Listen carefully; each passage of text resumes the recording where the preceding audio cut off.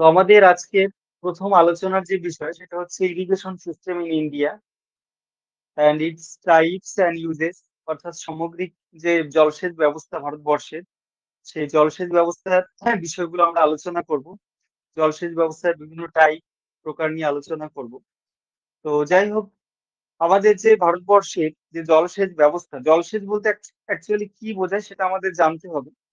কৃষিকাজের জন্য যখন আমরা কৃত্রিম উপায়ে সঠিক সময়ে এবং পরিমিত মাত্রায় জলের ব্যবস্থা করা হয়, তখন সেটাকে আমরা জলসেচ বা ইরিগেশন বলে থাকি। সাধারণত আমাদের ভারতবর্ষ হচ্ছে মৌসুমী জলবায়ু নির্ভর, মৌসুমী বৃষ্টিপাত নির্ভর। ভারতবর্ষের যে চাষবাস সেটা মৌসুমী বৃষ্টিপাত নির্ভর।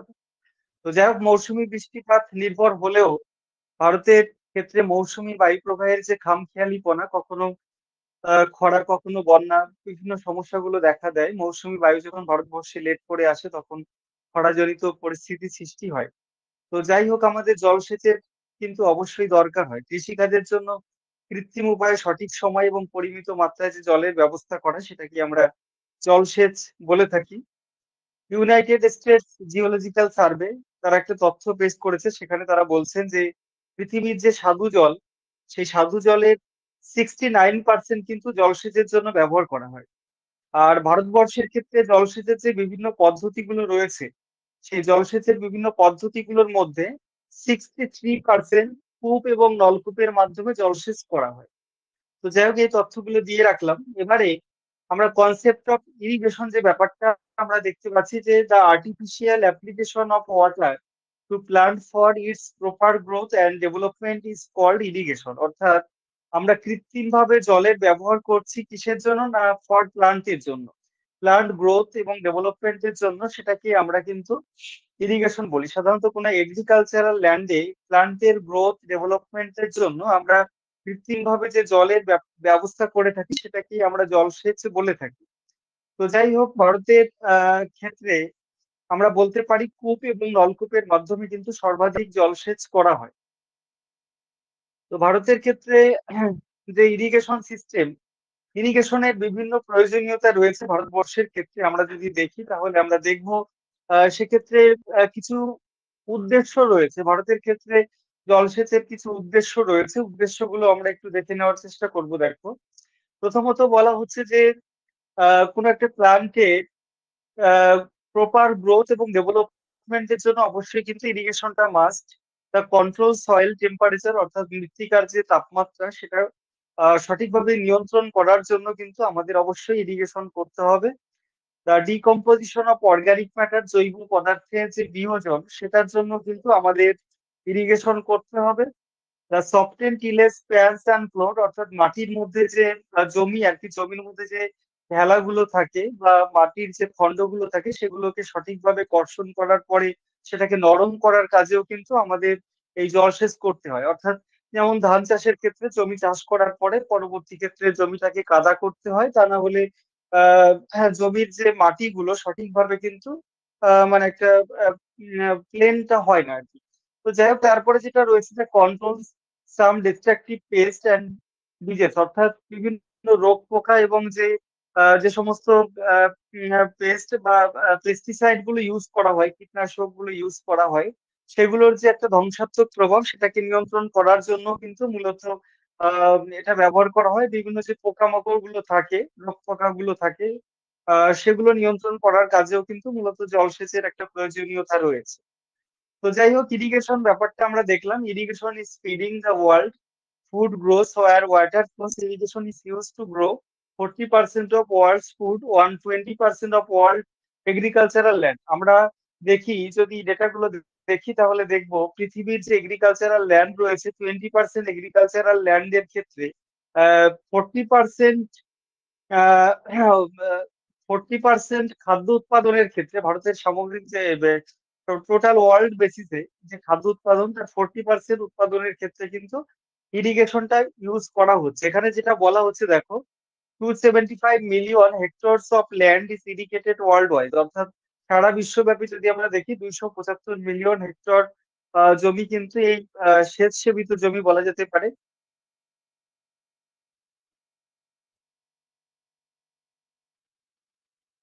তো এবারে আমরা যে বিষয়টা দেখবো আর কি, বলছি if we did not use irrigation, আমরা যদি ইরিগেশনটা না ইউজ করি, তাহলে দেখা যাবে যে 500 million more hectare of land, অর্থাৎ আরো বেশি জমির প্রয়োজন হবে, যেহেতু আমাদের যত দিন যাচ্ছে খাদ্যের চাহিদাটা বাড়ছে, জনসংখ্যা বাড়ছে।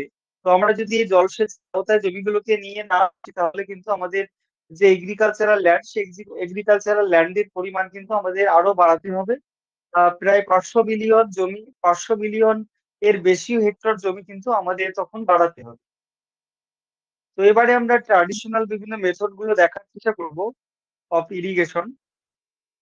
আচ্ছা, তোমরা একটু বলবে যে তোমরা ঠিকঠাক দেখতে পাচ্ছ কিনা বা শুনতে পাচ্ছ কিনা, একটুখানি বলবে, তাহলে ক্লাস কন্টিনিউ করতে আমার সুবিধা হয়।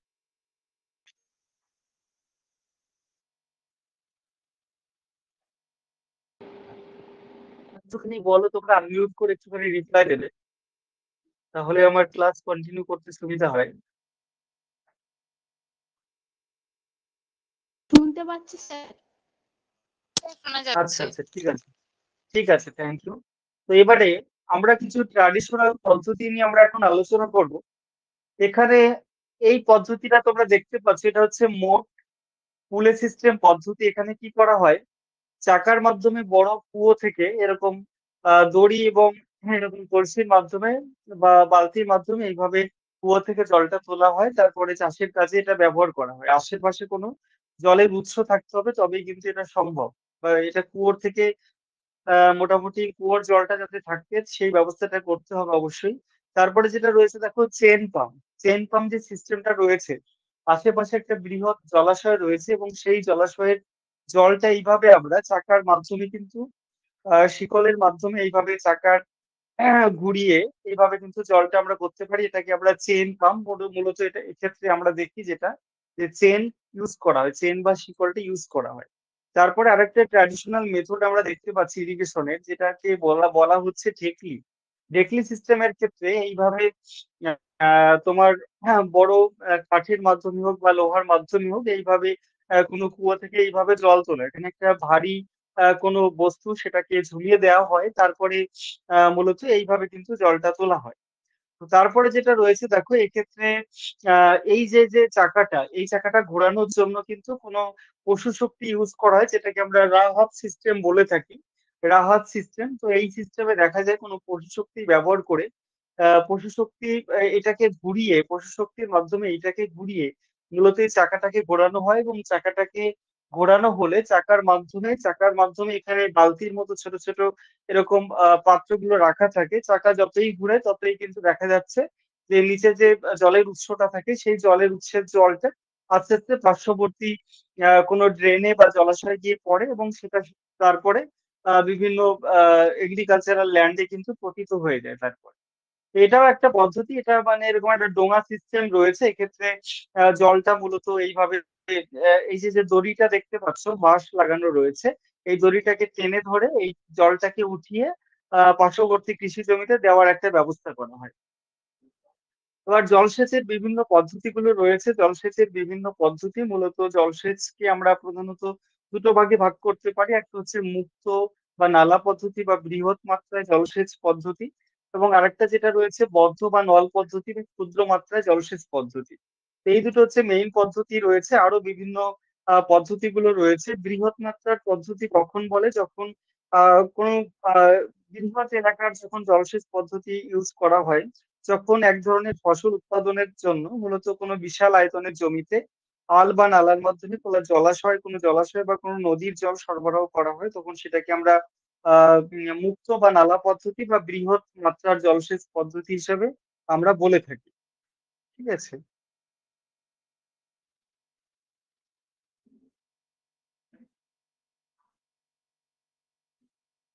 তো যাই হোক, এবারে আরেকটা বৃহৎ মাত্রার যে পদ্ধতিগুলো রয়েছে, সেখানেও বিভিন্ন পদ্ধতিগুলো রয়েছে, এগুলো আমরা একটু দেখার চেষ্টা করব। বদ্ধ বা নল পদ্ধতি, ক্ষুদ্র মাত্রায় জলসেচ পদ্ধতি। এক্ষেত্রে সাধারণত ক্ষুদ্র কৃষি জমিতে এটা মূলত ব্যবহার করা হয়। তো যাই হোক, আমরা বিষয়গুলো একটু দেখার চেষ্টা করব।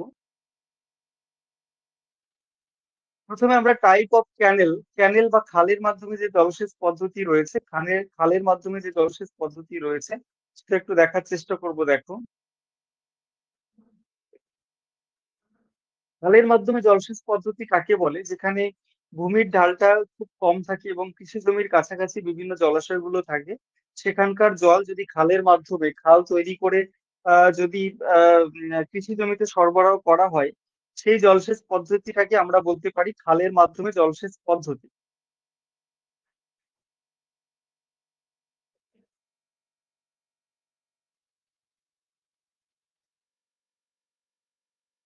তো যাই হোক, খালের মাধ্যমে জলসেচ পদ্ধতি বিষয়টা বললাম।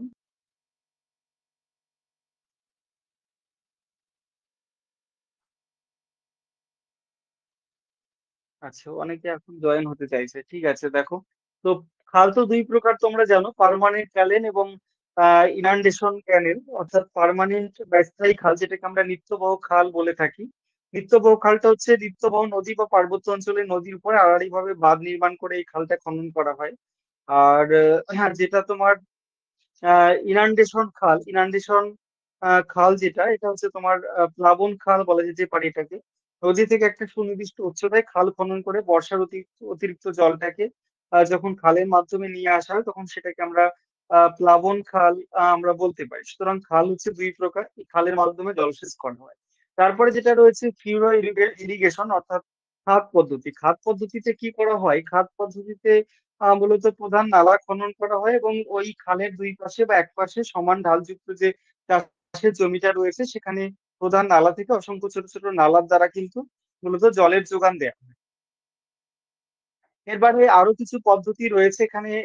খাতের বিভিন্ন পদ্ধতি রয়েছে। দেখো, পর্যায়ক্রমিক খাত সেচ যে পদ্ধতিটা রয়েছে, পর্যায়ক্রমিক খাত সেচ পদ্ধতির ক্ষেত্রে কি করা হয়? শুষ্ক ও লবণাক্ত মৃত্তিকাযুক্ত অঞ্চলে যে খাতগুলো থাকে, পরস্পর কিছুদিন জলপূর্ণ করে, পরপর কিছুদিন জলপূর্ণ করে ওই পদ্ধতিটা প্রয়োগ করা হয়। সেটাকে আমরা পর্যায়ক্রমিক খাত সেচ পদ্ধতি বলা যেতে পারে। তারপরে এই ডান দিকের ছবিটা তোমরা দেখতে পাচ্ছ, উচ্চস্তরীয় খাত সেচ বা রেইজড ফিরো যে জলসেচটা রয়েছে, এটা দুটো খাতের মধ্যবর্তী যে জমি, সেই জমিটাকে প্রশস্ত ও উঁচু করে করা হয়। এইভাবে এই সেচ পদ্ধতি ইউজ করা হয়। তারপরে যেটা দেখতে পাচ্ছি, সমান্তরাল সরল সমতল খাল খাত সেচ পদ্ধতি। এক্ষেত্রে কি করা হয়? স্ট্রেট লেভেল ফিউরো বলা হচ্ছে এটাকে, সমতল ও ক্ষুদ্র জমিতে এক্ষেত্রে এই খাত মানে খাত সেচ পদ্ধতি লক্ষ্য করা যায়। তারপরে চেক বেসিন মেথড রয়েছে। চেক বেসিন যে মেথডটা রয়েছে, এক্ষেত্রে আমরা যদি দেখি চেক বেসিন মেথড, বিভিন্ন পদ্ধতিগুলো রয়েছে জলসেচের, বিভিন্ন পদ্ধতিগুলো আমরা আলোচনা করছি। দেখো, এবারে আমরা চেক বেসিন মেথড যে মেথডটা রয়েছে, এই মেথডটা সম্বন্ধে একটু আলোচনা করার চেষ্টা করব আমরা। এটাও একটা গুরুত্বপূর্ণ পদ্ধতি। চেক বেসিন মেথডের ক্ষেত্রে কি করা হয়?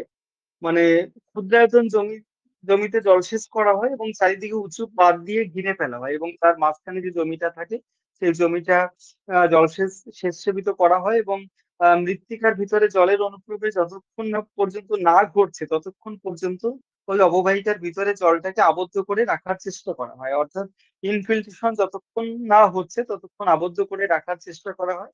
এটাকেই চেক বেসিন জলসেচ পদ্ধতি বলা হচ্ছে এটাকে।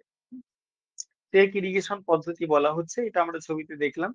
তো আরো বিভিন্ন পদ্ধতিগুলো রয়েছে, পদ্ধতিগুলো একটু দেখার চেষ্টা করব। তারপরে যেটা রয়েছে তোমার বর্ডার ইরিগেশন পদ্ধতি। বর্ডার ইরিগেশন পদ্ধতি যেটা রয়েছে, কিনারা জলসেচ পদ্ধতি। এই পদ্ধতিতে আল দ্বারা সেচের জলটাকে নিয়ন্ত্রণ করা হয় এবং দুটো আলের মাঝখানের যে সমতল জমি, সেই জমিটাতে জলের যোগান দেওয়া হয়। এটাকেই বলা হচ্ছে বর্ডার। বলতে এখানে আলটা কি বোঝানো হচ্ছে? তো যাই হোক, এখানে আমরা যে ছবিটা প্রথমে দেখতে পাচ্ছি, দেখো, এর যে এই যে তোমার বর্ডার যে ইরিগেশন মেথডটা রয়েছে, এটাকে আমরা দুটো ভাগে ভাগ করতে পারি। একটা হচ্ছে তোমার তিনটে ভাগে ভাগ করতে পারি। একটা হচ্ছে তোমার, একটা হচ্ছে সমোন্নতি রেখা সীমানা ফালি বরাবর যেটা জলসেচ করা হয়। এক্ষেত্রে মূলত পাহাড়ি এলাকা বা মালভূমি এলাকার ভূমি ক্ষয়টাকে প্রতিরোধ করার জন্য মূলত সমোন্নতি রেখা অনুসরণ করে ফালি তৈরি করে জলসেচ করা হয়। তারপরে যেটা রয়েছে, দেখো, সরল সীমানা জলসেচ পদ্ধতি, ছবিতে তোমরা দেখতে পাচ্ছ। সরল সীমানা জলসেচ পদ্ধতি। এটা সরল সীমানা ফালি তৈরি করা হয়। এখানে সাধারণত দেখা যায় কৃষি জমিটাকে লম্বা লম্বা ফালিতে ভাগ করা হয় এবং দুটো ফালির মাঝখানে যে কৃষি জমি সেটাতে জলসেচ করা হয়। তো তারপরে যে ছবিটা তোমরা দেখতে পাচ্ছ যে প্লাবন জলসেচ। প্লাবন জলসেচের ক্ষেত্রে কি করা হয়? প্লাবন জলসেচের যে পদ্ধতিটা রয়েছে এক্ষেত্রে বলা যেতে পারে যে এক্ষেত্রে এই জলসেচ পদ্ধতিতে জমির উপর যাতে জলটা দাঁড়িয়ে থাকে তার জন্য বিশালায়তন জমিতে খাল বা নদী বা পুকুর বা অন্য কোনো জলাশয় থেকে জলটা তুলে ভৌম জলটাকে জমিটাকে পূর্ণ করা হয়। ধান জাতীয় যে সমস্ত ফসল চাষের ক্ষেত্রে জমিতে জল দাঁড়িয়ে থাকা প্রয়োজন সেক্ষেত্রে কিন্তু এই ধরনের প্লাবন জলসেচটা করায়। এখানে তোমরা দেখতে পাচ্ছ ছবিতে একটা ধানের জমিতে এইভাবে জল যাতে দাঁড়িয়ে থাকে তো তার জন্য কিন্তু এইভাবে প্লাবন জলসেচ পদ্ধতি ইউজ করা হয়। এখানে বিশালায়তন জমিতে চারিপাশে আল সৃষ্টি করে জমিতে আল দিয়ে কিন্তু এইভাবে জলসেচটা করা যেতে পারে। তারপরে যে ছবিটা তোমরা দেখতে পাচ্ছ বেসিন ও বলয় জলসেচ পদ্ধতি যেখানে বিভিন্ন হর্টিকালচার বা উদ্যান পালন যেটা বলছে ফল ফুল সবজি চাষ সেক্ষেত্রে গাছের গোড়ায় এরকম বর্গাকৃতি বা নলাকার যে তোমার এরকম গোলাকৃতি বেসিন বা বলয় তৈরি করা হয় এটাকেই আমরা বেসিন বা বলয় জলসেচ পদ্ধতি বলছি আর কি। তারপরে যেটা রয়েছে দেখো বিন্দু জলসেচ পদ্ধতি। বিন্দু জলসেচ পদ্ধতি যেটা রয়েছে এটা ক্ষুদ্র জলসেচ পদ্ধতির একটা টাইপ বলা যেতে পারে। এক্ষেত্রে বিন্দু জলসেচ পদ্ধতি যেটা হচ্ছে এখানে পাইপের মধ্যে অনেকগুলো ছিদ্র থাকে বা এরকম তোমার ছোট ছোট ছিদ্র করা থাকে। মাঝখানে দেখো প্লাস্টিকের পাইপের খোলা মুখ দিয়ে অনেকগুলো ছিদ্রের মাধ্যমে জলটা চারিদিকে ছড়িয়ে পড়ছে। এটাকে তোমার ড্রিপ ইরিগেশন মেথড বা বিন্দু জলসেচ পদ্ধতি বলা হচ্ছে। তারপরে ছবিটা তোমরা দেখতে পাচ্ছ যে এটা হচ্ছে একটা ফোয়ারা জলসেচ পদ্ধতি বলা যেতে পারে বা ওভারহেড ইরিগেশন মেথড। এখানে পাইপের মাধ্যমে উচ্চচাপ যুক্ত জলের এখানে প্রেশারটা খুবই বেশি থাকে এবং এই অবস্থায় মানে ফোয়ারার মতো জলটা বাইরে বেরিয়ে আসে আর কি। মানে একদম আহ মানে একদম সরু সরু পাইপের মাধ্যমে ফোয়ারার মতো এরকম চারিদিকে ছড়িয়ে পড়ে মূলত এইভাবে জলসেচটা করা হয়। আর একটা নলকূপের সাহায্যে জলসেচ তোমরা ছবিতে দেখতে পাচ্ছ। ভারতবর্ষের টোটাল যে সেচ শোভিত জমি তার 63% জমি কিন্তু এইভাবে কূপ নলকূপের মাধ্যমে জলসেচ করা হয়। তো জলসেচের ক্ষেত্রে বিভিন্ন জলের অপব্যবহার হতে পারে, অতিরিক্ত ব্যবহার হতে পারে, মৃত্তিকা ক্ষয়ের ক্ষেত্রে সমস্যা হতে পারে, বিভিন্ন সমস্যাগুলো হতে পারে। তো যাই হোক এই বিষয়গুলো দেখবে এবং জলসেচের ক্ষেত্রে জলের ব্যবহারটা বিভিন্ন কারণের জন্য হতে পারে। চারা গাছের বৃদ্ধি, অঙ্কুরোদ্গম এতগুলো কারণের জন্য কিন্তু আমরা দেখি জলসেচ এইভাবে স্যালো মেশিনের মাধ্যমে কিন্তু আমাদের আশেপাশের চাষের জমিগুলোতে জলসেচ করা হয়। এখানে বিভিন্ন ডেটাগুলো দেওয়া রয়েছে। ডেটাগুলো তোমরা মনে রাখার চেষ্টা করবে। কূপের মাধ্যমে 19% জলসেচ করা হয়। কোথায় কোথায় কূপের মাধ্যমে জলসেচ করা হয়? কূপ আবার দুই ধরনের, স্থায়ী কূপ অস্থায়ী কূপগুলো হয়। পশ্চিমবঙ্গের গ্রাম অঞ্চলে সাধারণত অস্থায়ী কূপের মাধ্যমে জলসেচটা করা হয়। তো যাই হোক 19% কূপ আর নলকূপ হচ্ছে 45%। তো এই দুটো মিলিয়ে কিন্তু মোটামুটি একটা পার্সেন্টেজ রয়েছে এবং এই দুটো মিলে কূপ ও নলকূপ মিলেই কিন্তু সব থেকে বেশি রয়েছে। তারপরে সেচ খালের মাধ্যমে রয়েছে 26%। এগুলোর মধ্যে আবার নিত্যবাহ খাল অনিত্যবাহ খাল রয়েছে। পশ্চিমবঙ্গ উড়িষ্যা তামিলনাড়ু রাজ্যে এইভাবে করা হয়। তারপরে জলাশয়ের মাধ্যমে মোটামুটি 3%, অন্যান্য পাইপের মাধ্যমে তোমার 7% জলসেচ করা হয়। এখানে রাজ্য ভিত্তিক যদি স্থান দেখা হয় কূপের মাধ্যমে ফার্স্ট স্থানে রয়েছে মধ্যপ্রদেশ, নলকূপের মাধ্যমে জলসেচের ক্ষেত্রে প্রথম স্থানে রয়েছে উত্তরপ্রদেশ। এখানে ভারতবর্ষের বিভিন্ন কোথায় কোথায় খাল জলাশয় কূপের মাধ্যমে জলসেচ করা হয় এটা দেখানো হয়েছে। এটা ভারতের বিভিন্ন রাজ্যে সেচ সেবিত জমির পরিমাণটা দেখানো হয়েছে। উত্তরপ্রদেশ এখানে প্রথম স্থানে রয়েছে। উত্তরপ্রদেশ এখনকার ডেটার ভিত্তিতে হলেও কিন্তু উত্তরপ্রদেশ প্রথম স্থানে থাকবে। প্রথম স্থানটা তোমরা শুধু মনে রাখার চেষ্টা করো। এত তো সমস্ত ডেটাগুলো মনে রাখা সম্ভব না। তোমরা ভারতের বিভিন্ন রাজ্যে যে সেচ সেবিত জমির পরিমাণ রয়েছে সব থেকে কোন রাজ্যে সেচ সেবিত জমির পরিমাণ বেশি তাহলে তোমরা অবশ্যই অ্যান্সার করবে উত্তরপ্রদেশ। তো যাই হোক আমরা ভারতের যে জলসেচ ব্যবস্থা বা ইরিগেশন সিস্টেম সেটা নিয়ে আলোচনা করার চেষ্টা করলাম। আমাদের আজকের ক্লাসে যারা যারা জয়েন করেছো আলোচনা কি সবাই শুনতে পেয়েছো ঠিকঠাক? আমাকে একটু জানাবে তাহলে সুবিধা হয়।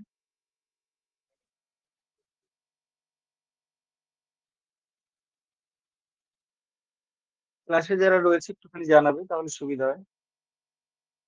হ্যাঁ স্যার, শুনতে পাচ্ছি। ঠিক আছে। ঠিক আছে, এবারে তাহলে আমরা আজকের ক্লাসে সেকেন্ড হাফে চলে যাচ্ছি। সেকেন্ড হাফে আমরা ভারতের কৃষি নিয়ে আলোচনা করব। দেখো, ভারতবর্ষের কৃষি বা এগ্রিকালচার সিস্টেম অফ ইন্ডিয়া, এই বিষয়টা নিয়ে আলোচনা করব। বিভিন্ন ডিফারেন্ট ক্রপস নিয়েও আমরা আলোচনা করব, কৃষিক্ষেত্রের বিভিন্ন বিষয়গুলো নিয়েও আমরা আলোচনা করব। প্রথমে আমরা যে major characteristics of Indian agriculture, অর্থাৎ ভারতবর্ষের ক্ষেত্রে কৃষির যে প্রধান বৈশিষ্ট্যগুলো লক্ষ্য করা যায়, তো এইটা একটু যদি আমরা দেখি তাহলে আমরা দেখব যে সাবসিস্টেন্স এগ্রিকালচার, অর্থাৎ ভারতবর্ষের ক্ষেত্রে মূলত জীবিকা সত্তাভিত্তিক কৃষিটাকে বেশি প্রাধান্য দেওয়া হয়। প্রেশার অফ পপুলেশন, ভারতীয় কৃষিতে যে কৃষি জমি তার উপরে কিন্তু জনসংখ্যার চাপটা খুবই বেশি। প্রিডমিনেন্স অফ এনিম্যাল ফোর্স, অর্থাৎ আহ হ্যাঁ, মূলত পশু শক্তির উপর প্রাধান্য দেওয়া হয়, প্রাণী শক্তির উপর প্রাধান্য দেওয়া হয়, মানুষের শক্তি বা শ্রম শক্তি। মূলত যন্ত্র নির্ভর কৃষি ব্যবস্থা খুবই কম রয়েছে ভারতবর্ষের ক্ষেত্রে বলা যেতে পারে। ইউজেস অফ ইরিগেশন, যেহেতু মৌসুমী বায়ুর খামখেয়ালিপনা রয়েছে, তো তার জন্য বলা যেতে পারে যে এখানকার জলসেচ ব্যবস্থা কৃত্রিম ভাবে অবশ্যই করতে হয়। Small size of land holding, অর্থাৎ ভারতের যে কৃষি জোটগুলো ছোট ছোট ক্ষুদ্রায়তন, তার জন্য কিন্তু এটা মূলত বাণিজ্যিক ভাবে বা বৃহদায়তন জোটে যেভাবে যান্ত্রিকীকরণ করা হয় সেটা কখনোই সম্ভব হয় না। এছাড়া যেটা রয়েছে uncontrolled use of pesticide and chemical fertiliser, অর্থাৎ বিভিন্ন যে কীটনাশক এবং রাসায়নিক সার তার একটা অনিয়ন্ত্রিত ব্যবহার রয়েছে, কারণ অল্প পরিমাণ কৃষি জমিতে অধিক জনসংখ্যার যে খাদ্য চাহিদা সেটা মেটানোর জন্য আমাদের অল্প জমিতে কিন্তু বেশি মাত্রায় কীটনাশক এবং রাসায়নিক সার ইউজ করতে হয় অধিক ফলন লাভের আশায়। তারপরে এখানে আমরা যে বিষয়টা দেখতে পাচ্ছি ক্লাসিফিকেশন অফ ক্রপস, ভারতের ক্লাসিফিকেশন অফ ক্রপস যদি করি তাহলে আমরা দেখব on the basis of session, অর্থাৎ ঋতু অনুসারে যদি আমরা দেখি তাহলে আমরা দেখব যে খারিফ শস্য, রবি শস্য, এই দুটো ভাগ রয়েছে। খারিফ শস্য, রবি শস্য, এই দুটো ভাগ রয়েছে আমরা দেখতে পাচ্ছি। এই দুটো বিষয়ে আমরা পরে আলোচনা করছি।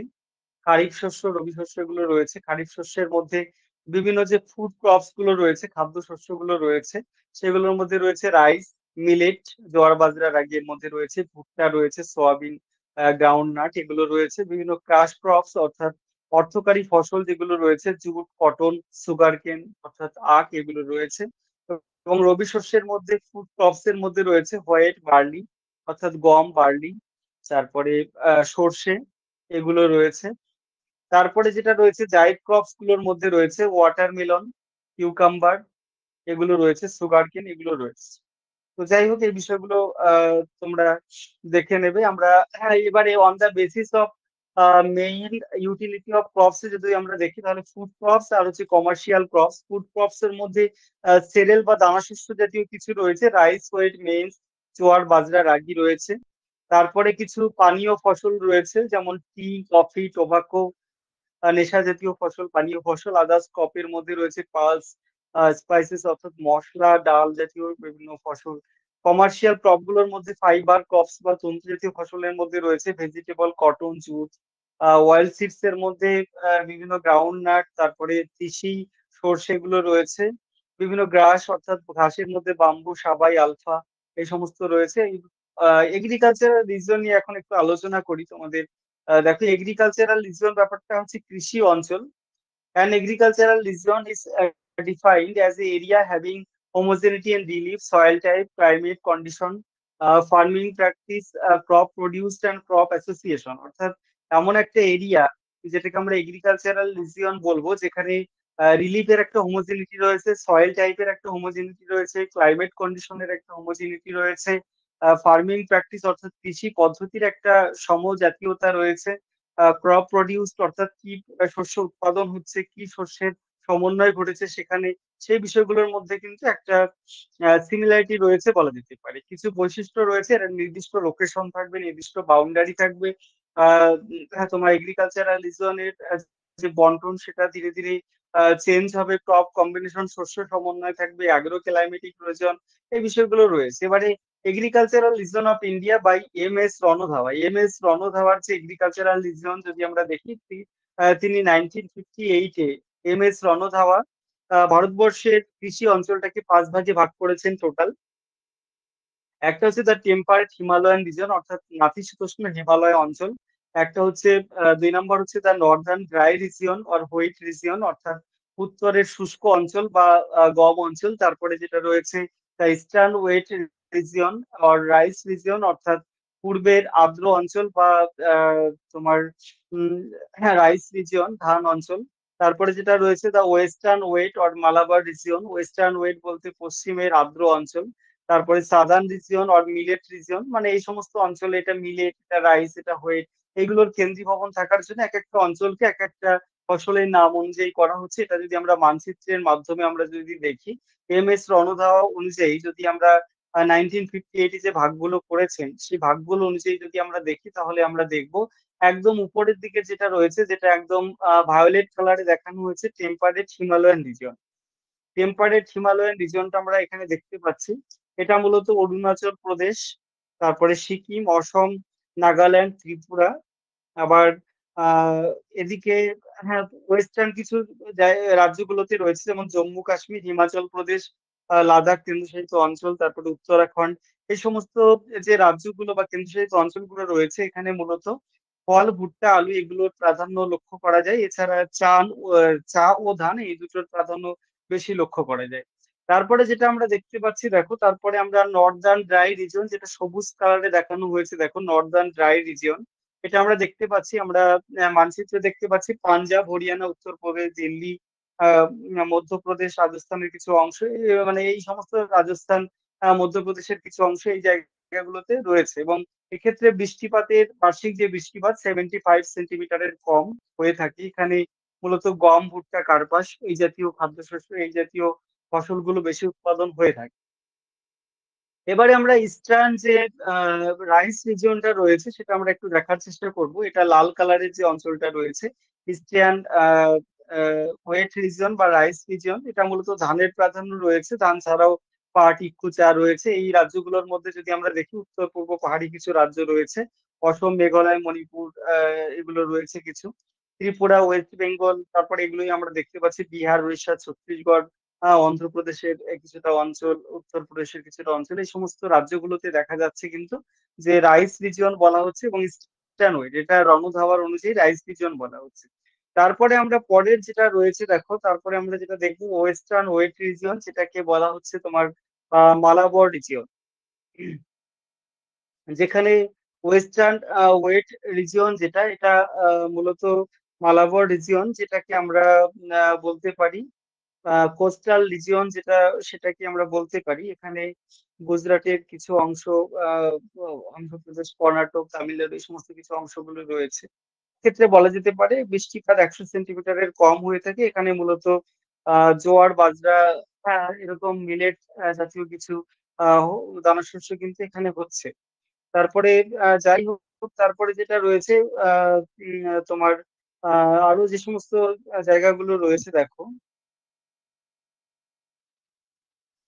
আরেকটা যেটা রয়েছে দেখো, সবুজ কালার একদম হালকা বেগুনি কালার যেটা রয়েছে, এসকোর্স গ্রেন রিজিয়ন। এখানে বিভিন্ন দানা শস্যগুলো, ধান প্রধান এখানে রয়েছে।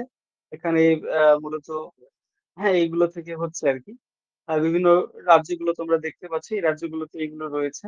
তো এই রাজ্যগুলোর ক্ষেত্রে দেখা যাচ্ছে যে ধানটা হচ্ছে প্রধান, এই অঞ্চলগুলোতে ধানটাই হচ্ছে গ্রেন রিজিয়ন, অর্থাৎ বিভিন্ন যে শস্যগুলো উৎপাদন হচ্ছে। তো যাই হোক, আমরা রণধাওয়ার যে 5টা অঞ্চল, রণধাওয়া কটা অঞ্চলে ভাগ করেছে ভারতবর্ষকে, এই বিষয়টা পরীক্ষাতে আসতে পারে। তারপরে যেটা আমরা দেখতে পাচ্ছি দেখো, ICAR অর্থাৎ Indian council of agricultural research, এটা নিয়েও প্রশ্ন হতে পারে যে Indian council of agricultural research এটা ভারতকে কয়টি অঞ্চলে ভাগ করেছেন। উত্তর অবশ্যই আহ 6টি অঞ্চল হবে। ভারতের যে কৃষি বিভাগ আর কি, কৃষি গবেষণা বিভাগ, তারা কিন্তু টোটাল ভারতকে 6টা কৃষি অঞ্চলে ভাগ করেছেন। এই নামগুলো একটু মনে রাখার চেষ্টা করো। এবারে আমরা গ্রিন রেভলিউশন বা সবুজ বিপ্লবে চলে যাচ্ছি। দেখো, সবুজ বিপ্লব যে টার্মটা, এটা 1968 United states agency for international development, USAID, এর যে ডিরেক্টর ছিলেন উইলিয়াম গড, তিনি কিন্তু প্রথম ব্যবহার করেছিলেন গ্রিন রেভলিউশন যে কথাটা। তো নরম্যান বোরল্যাগ খুবই গুরুত্বপূর্ণ একজন নাম। তো ইনি কিন্তু ভারতবর্ষের সবুজ বিপ্লবের জনক বলা যেতে পারে, এবং ভারতের সবুজ বিপ্লবের জনক হিসেবে আমরা MS স্বামীনাথনের নাম জানি, MS স্বামীনাথন। তো গ্রিন রেভলিউশন ওয়ার্ডটা প্রথম ইউজ করা হয়েছিল 1968-এ, উইলিয়াম এস গড প্রথম ইউজ করেছিলেন। এই গ্রিন রেভলিউশন বা সবুজ বিপ্লবটাকে নিউ এগ্রিকালচারাল স্ট্র্যাটেজি বা নতুন কৃষির নয়া কৌশল বা হাই ইল্ডিং ভ্যারাইটিস প্রোগ্রাম বা উচ্চ ফলনশীল বীজের একটা প্রোগ্রাম বলা যেতে পারে। বা এখানে উচ্চ ফলনশীল বীজ ব্যবহার করার জন্য এখানে বীজ এবং সারটাকে প্রাধান্য বেশি জোর দেওয়া হয়েছিল। তো তার জন্য এটাকে আমরা সিড ফার্টিলাইজার রেভলিউশনও বলতে পারি। এর ব্যাকগ্রাউন্ডটা যদি আমরা দেখি, হুইট ডেভেলপমেন্ট প্রোগ্রাম হয়েছিল মেক্সিকোতে 1951-এ। ডক্টর নরম্যান আর্নেস্ট বোরলক তিনি কিন্তু গম বীজের মাধ্যমে কিন্তু এই সূচনাটা করেছেন মেক্সিকোতে। তারপরে আমরা দেখতে পাচ্ছি পরবর্তী ক্ষেত্রে ভারতবর্ষের ক্ষেত্রে যে শুরুটা যদি আমরা দেখি 1964 থেকে 65 এর মধ্যে প্রথম কিন্তু বীজ ব্যবহার করা হয়েছিল, সবুজ বিপ্লবের জন্য বীজ ব্যবহার করা হয়েছিল। এবং এম এস স্বামীনাথন তাকে এই সবুজ বিপ্লবের ক্ষেত্রে অভূতপূর্ব ভূমিকার জন্য তাকে আমরা কিন্তু father of Indian green revolution অর্থাৎ ভারতের সবুজ বিপ্লবের জনক হিসাবে আমরা তুলে ধরতে পারি। 1963-তে ইন্টেন্সিভ এগ্রিকালচারাল ডিস্ট্রিক্ট প্রোগ্রাম হয়েছিল, আইএডিপি হয়েছিল। এটাও তোমরা মনে রাখার চেষ্টা করো। এবার ভারত বিভিন্ন যে কৃষি বিপ্লব গুলো হয়েছিল এই বিপ্লব গুলো মনে রাখার চেষ্টা করবে তোমরা। প্রথমে আমরা দেখতে পাচ্ছি কৃষ্ণ বিপ্লব বা ব্ল্যাক রেভলিউশন, যেটা খনিজ তেল উৎপাদন বৃদ্ধিটাকে বলা হচ্ছে। নীল বিপ্লব যেটা মৎস্য উৎপাদন বৃদ্ধিটাকে বলা হচ্ছে। বাদামি বিপ্লব বা ব্রাউন রেভলিউশন যেটা চর্ম বা অচিরাচরিত শক্তি বা কোকো উৎপাদনটাকে বলা হচ্ছে। গোল্ডেন ফাইবার রেভলিউশন বা সোনালী তন্তু বিপ্লব যেটা পাট উৎপাদনকে বোঝানো হচ্ছে। সবুজ বিপ্লবটা তো বুঝতেই পারছো, এখানে মূলত খাদ্যশস্য বিশেষত গমের উৎপাদন বৃদ্ধির জোর দেওয়া হয়। শুধুমাত্র যে গম নয়, বিভিন্ন খাদ্যশস্য বিভিন্ন জায়গায় জোর দেওয়া হয়েছিল। তারপরে যেটা রয়েছে দেখো ধূসর বিপ্লব, যেটা সার উৎপাদনকে জোর দেওয়া হয়েছিল। গোলাপি বিপ্লব বা পিঙ্ক রেভলিউশন যেখানে রসুন, ঔষধি বা বাগদা চিংড়ি উৎপাদনকে জোর দেওয়া হয়েছিল। রামধনু বিপ্লব, এখানে বিভিন্ন বিপ্লবগুলো যেটা রয়েছে কৃষিক্ষেত্রে সামগ্রিক উৎপাদন বৃদ্ধির জন্য বিভিন্ন বিপ্লবকে একসাথে রামধনু বিপ্লব বলা হয়। লাল বিপ্লব যেটা রয়েছে মাংস, টমেটো উৎপাদন। রাউন্ড রেভলিউশন যেটা আলু উৎপাদনের ক্ষেত্রে। তারপরে রয়েছে রূপালী তন্তু বিপ্লব কার্পাস উৎপাদনের ক্ষেত্রে। সিলভার রেভলিউশন যেটা ডিম আর পোল্ট্রি উৎপাদনের ক্ষেত্রে। হোয়াইট রেভলিউশন হচ্ছে দুধ এবং দুগ্ধজাত সামগ্রী উৎপাদনের ক্ষেত্রে। তারপরে ইয়েলো রেভলিউশন যেটা তৈলবীজ উৎপাদনের ক্ষেত্রে। এভারগ্রিন রেভলিউশন যেটা পরিবেশের ক্ষতি না করে কৃষির উৎপাদন বৃদ্ধি, সেটাকে আমরা এভারগ্রিন রেভলিউশন বলতে পারি। গোল্ডেন রেভলিউশন যেটা সামগ্রিক হর্টিকালচার উৎপাদন। এখানে রেনবো রেভলিউশন বা রামধনু বিপ্লবের মধ্যে দেখো কতগুলো বিষয় রয়েছে। গ্রিন রেভলিউশন এগ্রিকালচারের ক্ষেত্রে আমরা ইউজ করে থাকি। হোয়াইট রেভলিউশন মিল্ক প্রোডাকশনের ক্ষেত্রে। Blue revolution fish. Yellow revolution oil সিডের ক্ষেত্রে। গোল্ডেন রেভলিউশন ফ্রুটস আর আপেল। ব্ল্যাক রেভলিউশন পেট্রোলিয়ামের ক্ষেত্রে ইউজ করা হয়ে থাকে। সিলভার রেভলিউশন এগের ক্ষেত্রে। রাউন্ড রেভলিউশন হচ্ছে পটেটো। রেড রেভলিউশন হচ্ছে meats, tomato. Grey revolution fertiliser. Pink revolution হচ্ছে সিড। গোলাপি বিপ্লব যেটাকে বলা হয়েছিল, এখানে গোলাপি বিপ্লবটা হচ্ছে তোমার রসুন, ঔষধি, বাগদা চিংড়ি উৎপাদন। আচ্ছা, তো যাই হোক এটার মানে সম্ভবত রসুন হবে হয়তো। ব্রাউন রেভলিউশন যেটা লেদার অর্থাৎ চর্ম যেটা, সেটার বৃদ্ধিকে বলা হচ্ছে। Rice is the stable food of 60%। আমরা এবার ধান নিয়ে একটু আলোচনা করি। দেখো কোন কোন বিষয়গুলো তোমরা একটু মনে রাখবে। ধানের ক্ষেত্রে আন্তর্জাতিক যে ধান গবেষণাগার এটা হচ্ছে ফিলিপিন্সের ম্যানিলাতে অবস্থিত, তোমরা জেনে রাখো। প্রোডাকশন যেমন তেমন এই বিষয়গুলো তোমরা জেনে রাখার চেষ্টা করবে। কেন্দ্রীয় যে ধান গবেষণাগার সেটা হচ্ছে ভারতবর্ষের উড়িষ্যা রাজ্যের কটকে রয়েছে, এটা তোমরা জেনে রাখার চেষ্টা করবে। ভারতবর্ষ হচ্ছে ধান উৎপাদনে দ্বিতীয় স্থান অধিকার করে থাকে। চীন দেশ হচ্ছে প্রথম স্থানে রয়েছে।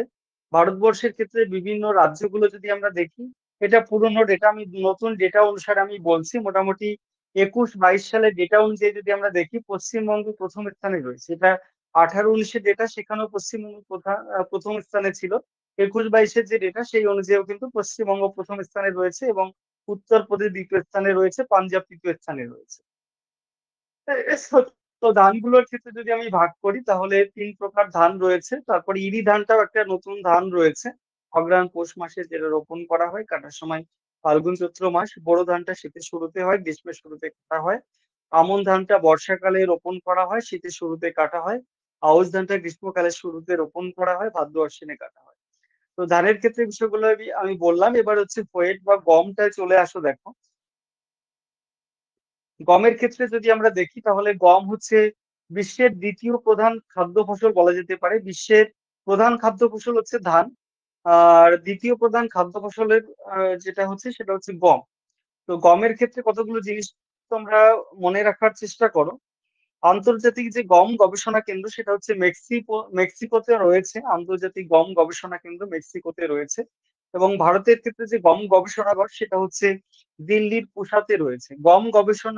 গম উৎপাদনের ক্ষেত্রে ভারতের স্থান কিন্তু দ্বিতীয় রয়েছে। চীন দেশ গম উৎপাদনে পৃথিবীর মধ্যে প্রথম স্থানে রয়েছে এবং দ্বিতীয় স্থানে কিন্তু ভারত রয়েছে। সুতরাং আমরা ধান এবং গম দুটোর ক্ষেত্রে কিন্তু চীন প্রথম স্থানে এবং ভারত দ্বিতীয় স্থানে, বিষয়টা আমরা দেখলাম। ভারতের ক্ষেত্রে বিভিন্ন যে রাজ্যগুলো রয়েছে, 20, 21, 22 সালের যে ডেটা সেই অনুযায়ী যদি আমরা দেখি তাহলে আমরা দেখব যে উত্তরপ্রদেশ প্রথম স্থানে রয়েছে এবং দ্বিতীয় স্থানে রয়েছে মধ্যপ্রদেশ এবং থার্ডে চলে গেছে পাঞ্জাব। পাঞ্জাবটা আগে সেকেন্ডে ছিল, এখন মূলত থার্ডে চলে গেছে। First Uttar Pradesh, second Madhya Pradesh, Punjab. তোমরা মূলত ফার্স্ট প্রথম স্থানটা বেশি জানার চেষ্টা করবে। তারপরে কিছু উচ্চ ফলনশীল ধান বীজ, কিছু উচ্চ ফলনশীল গম বীজ, এগুলো তোমরা জেনে রাখার চেষ্টা করবে। যেমন উচ্চ ফলনশীল গম বীজের মধ্যে রয়েছে কল্যাণ সোনার, সোনালিকা, সোনার 64, এই বিষয়গুলো রয়েছে। উচ্চ ফলনশীল ধান বীজের মধ্যে রয়েছে ভারতের জয়া, রত্না, গোবিন্দ, আদিত্য, IR8, IR64, এই বিষয়গুলো রয়েছে। এবারে আমরা মিলেট নিয়ে একটু আলোচনা করি। দেখো, মিলেট যে ব্যাপারটা রয়েছে, মিলেটটাকে নিকৃষ্ট দানাশস্য বলা হয়। মিলেটের মধ্যে মূলত জোয়ার, বাজরা, রাগি এইগুলো রয়েছে। তো এগুলো নিকৃষ্ট দানাশস্য হিসাবে পরিচিত। ক্ষুদ্র দানাশস্য জোয়ার, বাজরা, রাগি, এই তিনটেই হচ্ছে প্রধান মিলেটের মধ্যে আর কি। তো এইগুলো অনেকে খাদ্য হিসাবে গ্রহণ করে।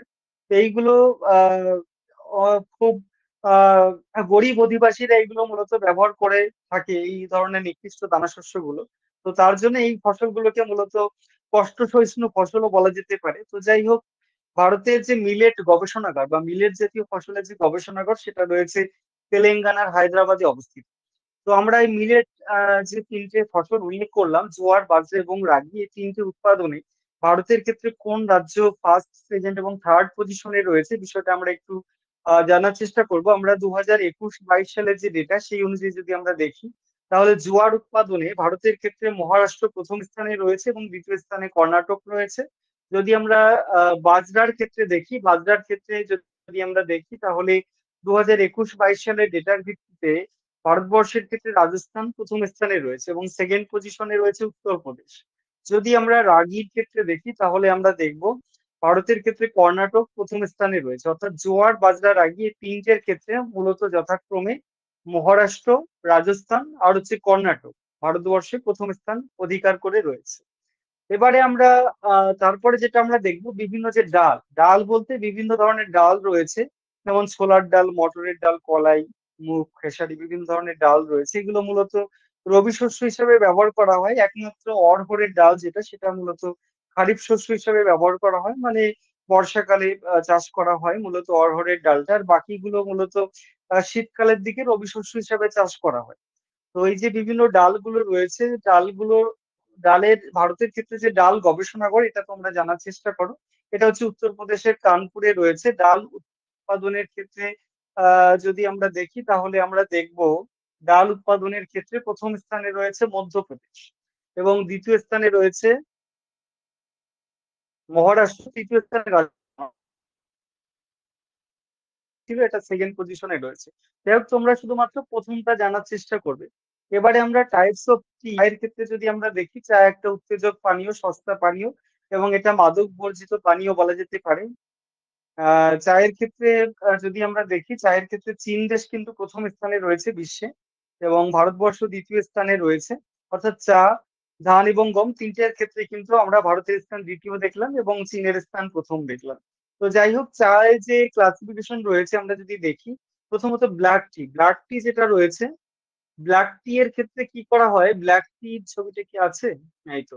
ব্ল্যাক টি এর ক্ষেত্রে কি করা হয়, এই ক্ষেত্রে কালো চা এখানে কালো চায়ের পাতা সেকা বা ঝলসানো করা হয়। ভারতে এই চাটা কিন্তু বেশি ব্যবহার করে। প্রশ্ন আসতে পারে MCQ যে ভারতবর্ষে কোন চাটা বেশি ইউজ করা হয়, সেটা অবশ্যই অ্যান্সার হবে ব্ল্যাক টি। তারপরে যে ছবিটা তোমরা দেখতে পাচ্ছ, এটা একটা গ্রিন টি, যেটা চা পাতা রোদে শুকনো করা হয়। এটা গ্রিন টি মূলত চীন জাপানের ব্যবহারটা বেশি, ভারতবর্ষের ক্ষেত্রে ব্যবহারটা হয় না। তারপরে পরবর্তীতে যে চায়ের ছবিটা তোমরা দেখতে পাচ্ছ, এটা হচ্ছে ওলং চা। এটা বিশেষ সুগন্ধিযুক্ত একটা চা বলা যেতে পারে। এটা ভারতবর্ষের ক্ষেত্রে একদমই ব্যবহার নেই। এটা মূলত তাইওয়ানে ইউজ করা হয়, তাইওয়ান দেশে এটা ইউজ করা হয়। তারপরে যে তোমরা এখানে ভারতের মানচিত্রে তোমরা দেখতে পাচ্ছ ভারতবর্ষের ক্ষেত্রে যে বিভিন্ন জায়গাগুলো রয়েছে, মূলত উত্তর ভারতের ক্ষেত্রে যদি আমরা দেখি, অসম, ওয়েস্ট বেঙ্গল, এই দুটো চা উৎপাদক রাজ্য। দেশের মূলত 50% চা, আমাদের ভারতবর্ষের যে চা উৎপাদন হয় তার 50% অসমে উৎপাদন হয়, এবং 23% চা মূলত আমাদের পশ্চিমবঙ্গে উৎপাদিত হয়। আর পশ্চিমবঙ্গের মধ্যে মূলত দার্জিলিং এবং কালিম্পং জেলায় কিন্তু যে পার্বত্য অঞ্চলটা রয়েছে, সেখানকার যে চা সেটা কিন্তু স্বাদ এবং সুগন্ধের জন্য অবশ্যই পৃথিবী বিখ্যাত। এবং দার্জিলিং এর চাটা কিন্তু বিভিন্ন দেশগুলোতে মূলত এক্সপোর্ট করা হয়ে থাকে, বিভিন্ন কান্ট্রিগুলোতে এক্সপোর্ট করা হয়ে থাকে। এবারে আমাদের চায়ের যে গবেষণাগার রয়েছে ভারতবর্ষে, এটা আমাদের মনে রাখতে হবে। অসমের যে জোরহাট, এটা হচ্ছে ভারতবর্ষের চা গবেষণাগার বলা যেতে পারে। আর দক্ষিণ ভারতের ক্ষেত্রে কিছু রাজ্যে চা উৎপাদন হয়ে থাকে। দেশের যে সামগ্রিক যে উৎপাদন, টোটাল যে প্রোডাকশন, তার 20% কিন্তু সাউথ ইন্ডিয়ান যে স্টেট গুলো রয়েছে সেই স্টেট গুলো থেকে আসে। এখানকার মূলত তামিলনাড়ু, কর্ণাটক, কেরালা, এই সমস্ত টি প্রডিউসিং স্টেট বলা যেতে পারে।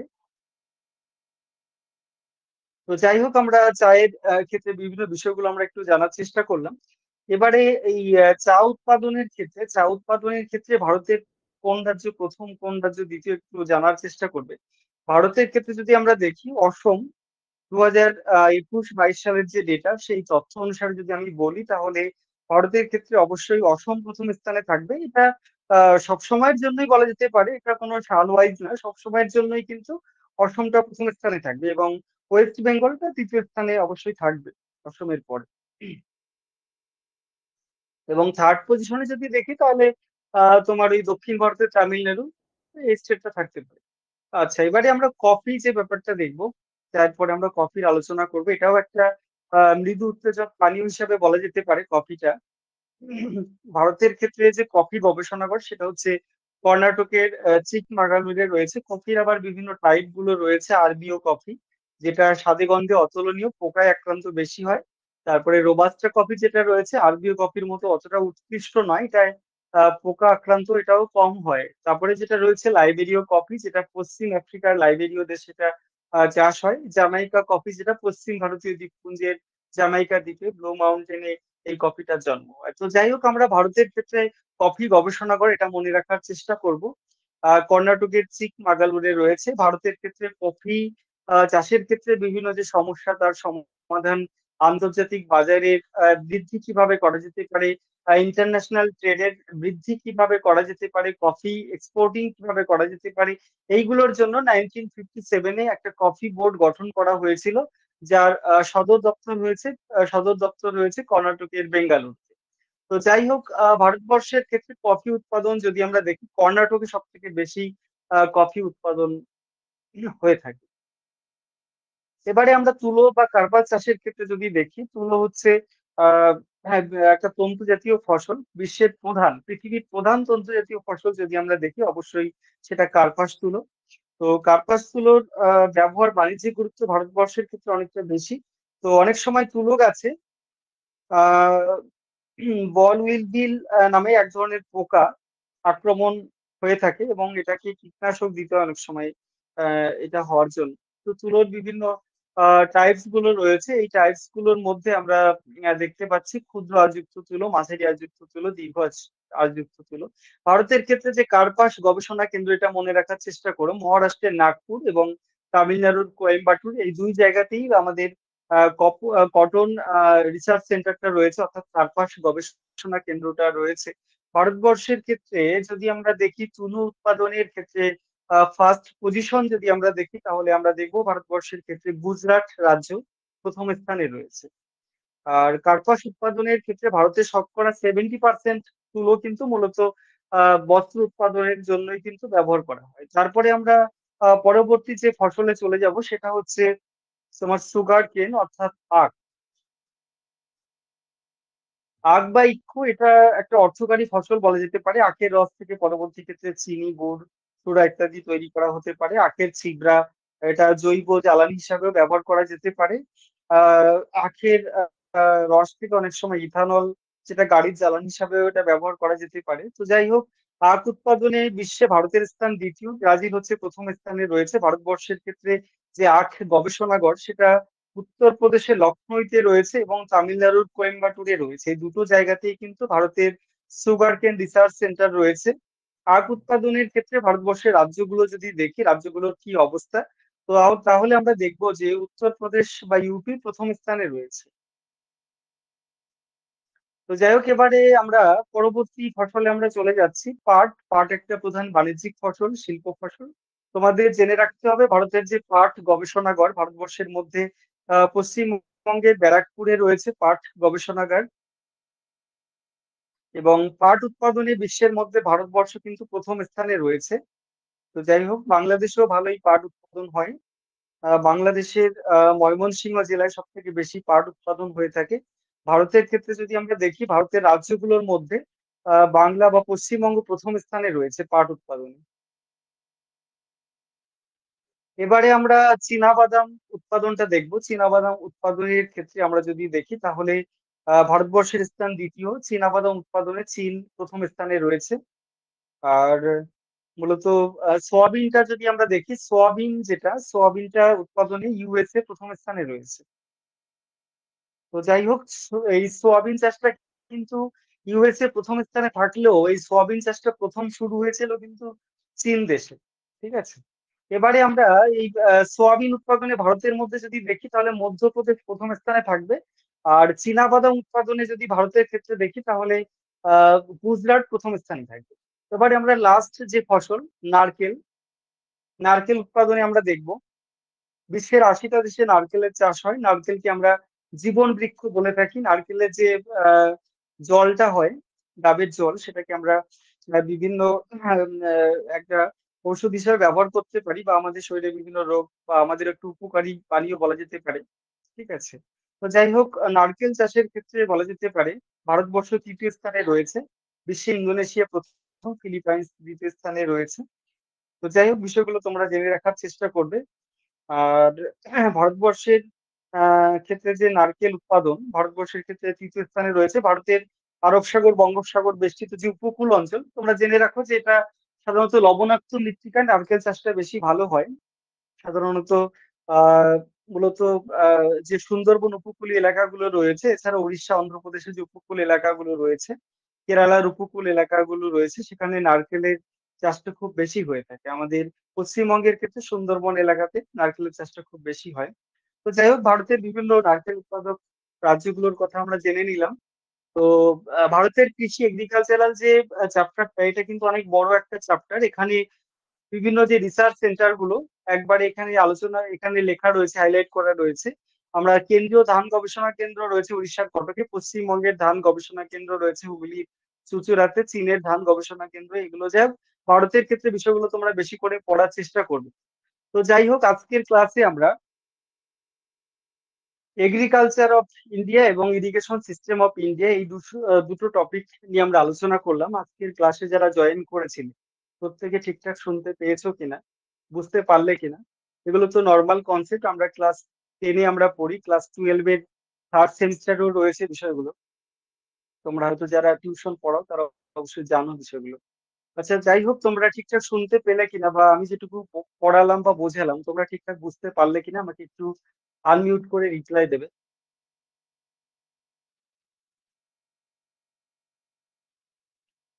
প্রথম থেকে শেষ পর্যন্ত যারা ছিলে অনলাইন ক্লাসে একটুখানি রিপ্লাই দেবে আনমিউট করে। হ্যাঁ স্যার, বুঝতে পেরেছি। হ্যাঁ অদ্রিজা, ঠিকঠাক শুনতে পেয়েছো? ঠিক আছে। হ্যাঁ হ্যাঁ স্যার। তাহলে স্যার বলছি, আগামীকাল আজকে যে হ্যাঁ, পরীক্ষা ছিল ওখানে কয়েকটা কোশ্চেন হ্যাঁ, মনে হয় ভুল ছিল, অ্যান্সার। আচ্ছা আচ্ছা। যাই হোক, দু একটা ভুল থাকতে পারে।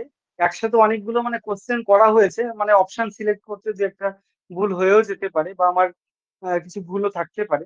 তো যাই হোক, ওগুলো একটু বলবে, আমাকে হোয়াটসঅ্যাপে পাঠাবে, আমি পরে দেখে নেবো বিষয়গুলো। আসলে একটু চাপ বেশি হয়ে গেছে, একসাথে 3-4টে টপিক আমাকে কোশ্চেন করতে হচ্ছে, তাই জন্য একটু চাপ বেশি হয়ে গেছে আমার। তো যাই হোক ওগুলো একটু আমাকে বলবে, হোয়াটসঅ্যাপে একটু মেসেজ করে বলবে, তাহলে আমি পরে বিষয়গুলো দেখে নেব। যাই হোক আজকের যে টপিক দুটো পড়লাম, অর্থাৎ ইরিগেশন আর হচ্ছে তোমার এগ্রিকালচার, এই দুটো টপিক আগামী আহ, দিন যেদিন ক্লাস রয়েছে অর্থাৎ শুক্রবারের দিন, সেদিন অবশ্যই এই দুটো টপিক আমরা মক টেস্ট নেবো। তোমরা প্রিপেয়ার্ড হও, বাড়িতে মক টেস্টের জন্য তৈরি হও। আর মূলত দুটো ক্লাস নিলে কিন্তু আমাদের রিজিওনাল জিওগ্রাফি অফ ইন্ডিয়াটা কমপ্লিট হয়ে যাবে। যাই হোক তোমরা পড়তে থাকো, আমি যেভাবে তাড়াহুড়ো করে শেষ করার চেষ্টা করছি, তোমরা বাড়িতেও সেইভাবে মোটামুটি সময় বেশি নিয়ে কিন্তু তোমরা পড়াশোনা করো। না হলে অল্প সময়ের মধ্যে কিন্তু আমাদের এত বড় সিলেবাস কখনোই কমপ্লিট হওয়া সম্ভব নয়। অতএব তোমরা বাড়িতে ভালো করে পড়াশোনা করো যতটুকু সময় পাচ্ছ। আমি যেভাবে শেষ করছি তাড়াহুড়ো করে, তোমরাও সেইভাবে মূলত পড়ে কভার করার চেষ্টা করো। আমি শেষ করছি, এদিকে তোমরা পড়লে না, তাহলে কিন্তু সেটা একটা ঘাটতি থেকে যাবে। তো যাই হোক আজকের অনলাইন ক্লাস এই পর্যন্তই। তাহলে সবাইকে শুভরাত্রি জানিয়ে আজকের ক্লাস আমি এখানেই শেষ করছি।